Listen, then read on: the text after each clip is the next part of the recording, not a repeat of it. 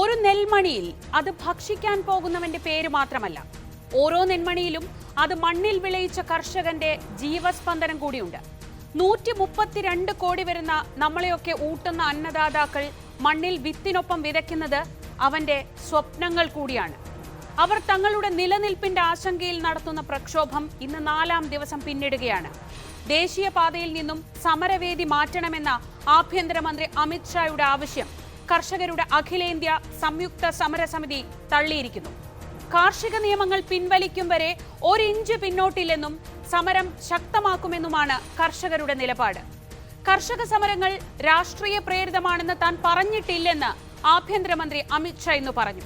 പ്രതിഷേധങ്ങളുടെ പശ്ചാത്തലത്തിലും കാർഷിക നിയമം പിൻവലിക്കില്ലെന്ന സൂചന നൽകി പ്രധാനമന്ത്രി നരേന്ദ്രമോദി നിയമം മുന്നോട്ട് വെക്കുന്ന സാധ്യതകളെക്കുറിച്ചാണ് മൻ കി ബാത്തിൽ പറഞ്ഞത്.